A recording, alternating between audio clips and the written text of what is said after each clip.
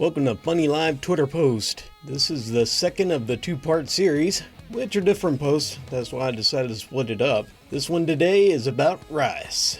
You don't know what I'm talking about? Well, I'm about to remedy that. Without further ado, let's go.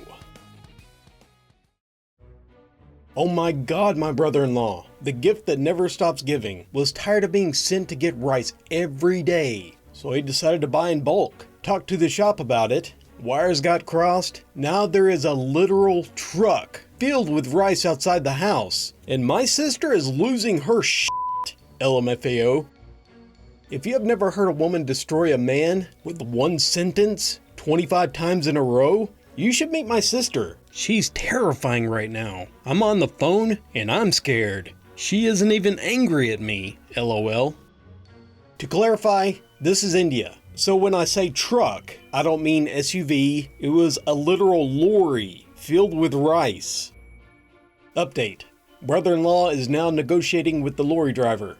My request to keep phone on speaker so I can hear has been coldly rebuffed. I can, however, confirm that bribe has been offered and rejected. I cannot say whether this was a question of principle or price. As a horror writer, I can now confirm to you with evidence that anything can be horror. I just watched a man's face curl up in abject terror at the words, "Why is it still outside my house?" Update to the drama. Brother-in-law had come in to explain the driver insists they'll have to take the rice and pay. But midway through, thought better of it and is now negotiating with driver again. An excellent demonstration of the flight instinct in mammals when confronted with mortal peril. Side update. They also apparently have to unload the rice themselves. Update. Warehouse owner is not taking calls. Spot negotiations have resumed. Also, all of you enjoying this need to join me in thanking Mom for going above and beyond the Call of Duty and carrying a phone around locations and also relaying key information while somehow also social distancing so we can continue bringing you our live reporting on this unfolding crisis. Update. Brother-in-law is making headway. Lorry driver and helper have accepted cigarettes from him. Negotiations have resumed while all three smoke. Update. Lorry driver just laughed at something brother-in-law said. Brother-in-law also laughing. Cigarettes may have been a masterstroke by brother-in-law. We are moving our reporting back indoors to inform sis. Key update.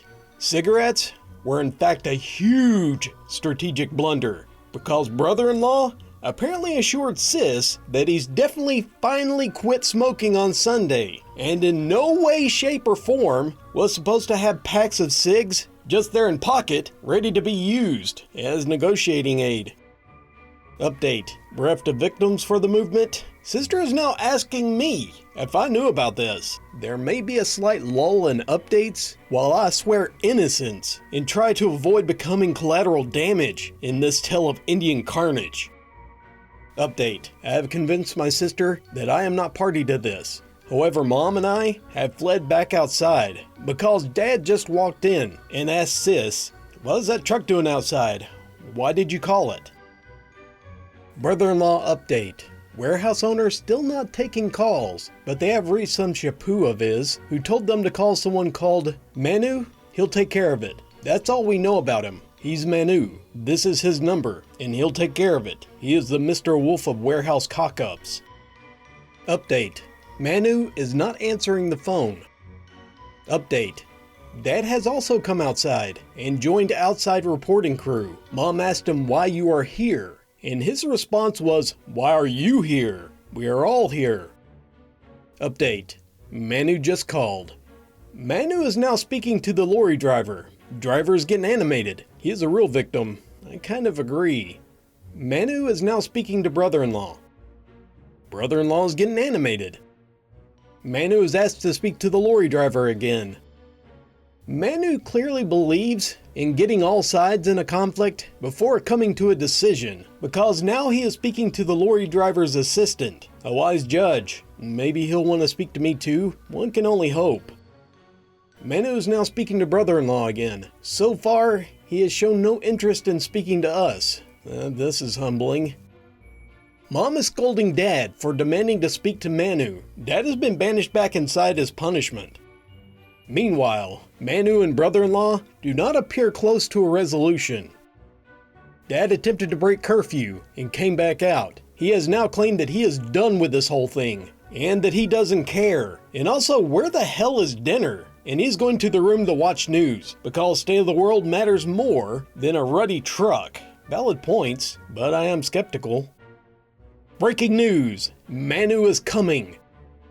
First, however, Manu obviously has to talk to the driver again. Manu seems to be a talker. He has a lot to say to everyone. Still nothing to say to me though. Hey Manu, nobody likes a snob, you know. I'm a person too. Phone has been hung up. We are now waiting for Manu. Holy shit. A lot of y'all care about my brother-in-law and his misadventures with rice trucks. We're still waiting for Manu. So consider this an ad break. Get popcorn, visit the loo, order some rice.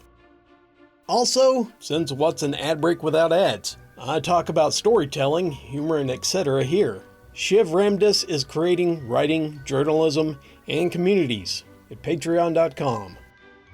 Update. Manu called again. He is lost and needs directions. Mom is making everyone eat food while we wait. Ironically, there's no rice on the menu. Update. Mom just called back. I think Manu may have arrived. Okay, we're outside. Sorry about delay, but we're dependent on Mom, who doesn't give a fuck about anyone during dinner, even Manu. Since I know I cared about this and was wondering, Manu kinda looks disappointingly average. He's just normal. Random Desi uncle in shirt pants. Sad. Brother-in-law is now making what appears to be a passionate case. Manu certainly appears sympathetic. He is nodding. Manu is now nodding at whatever driver says. Manu nods at everyone. Brother-in-law just played the "Are you married" card. This is escalating. Manu's sense of husbandly empathy has been invoked. It turns out Manu is indeed married. Brother-in-law is visibly relieved. Lorry Driver wants them both to know that he too is married. In a tragic twist, Lorry Driver's marriage was not deemed worthy of discussion by anyone. Lorry Driver is now my rooting interest. It appears Manu is brokering some sort of compromise. Apparently compromise is that if my brother-in-law buys some sack of rice, footnote, number under negotiation, then Manu will make the rest just go away. Manu has opened aggressively with "you take half, I take half" offer. Brother-in-law has countered by pointing out in that case, Manu will need to take him too. Brother-in-law is now saying he can do 10 bags, but does Manu want a bottle of scotch thrown in? I deeply admire this man's commitment to corruption. Plot twist. Manu is a teetotaler apparently. The lorry driver has shared that he, however, would rather like a bottle of whiskey. He is also willing to accept rum. He's accommodating like that. Manu has informed him that he won't be getting anything of the sort. The lorry driver looks unhappy. Lorry driver is no longer speaking up when Manu wants him to chime in. Heel turn. Brother-in-law just produced a MS Dhoni, Tom Brady level comeback, and he has sent for rum for lorry driver. He's exploiting the breach. Meanwhile, Mom wants to go to bed, and I need to convince her not to. She's our only window into the rice saga. Send thoughts and prayers. Update. Mom is not going to bed just yet. I invoked this ridiculously large audience, and it swayed her. I think she may be judging y'all for caring this much about rice, but she's been judging me my whole life too. You'll be fine. Neighbor uncle has emerged wearing a Kurta pajama. He wants to solve the problem himself. Neighbor uncle has unemerged because he was not wearing a mask, and neighbor aunt was shouting at him. Meanwhile, brother-in-law and Manu seem to be closing in on a deal in a 20-25 bag range. Lorry driver is now not even trying to hide his alignment switch. They are now shaking hands. I believe we may have an accord. Final terms, 23 bags, 1 bottle of Old Monk, and 1 bottle of scotch. Footnote. Lorry driver is the best f***ing negotiator of the lot. Everyone is exhausted. It's not over, oh my god! Now who will unload 23 bags argument has started. Lorry Driver is sick of this shit. He has told Helper to unload bags. Helper, Lorry Driver, and brother-in-law are now unloading bags. This will take a while. Manu's work is done. He is leaving. This is not the only crisis he needs to solve tonight. No doubt. No rest for the elite specialist. Neighbor Uncle has re-emerged, now wearing mask. Brother-in-law just asked Neighbor Uncle to help with bags. I don't think I ever seen a senior citizen walk home that fast. Correction. He's not a senior citizen apparently. My mistake. Thank you all very much for joining me. I want to give a special thanks to my wife for helping, getting all these stories together and helping me find these. Hope you guys enjoyed these. If you did, say it down in the comments. I thought these were fun to read. I want to give a special thanks to my patrons. If you want to become a patron, follow the link below. If you want to become a member, there's a button that says join just below the video.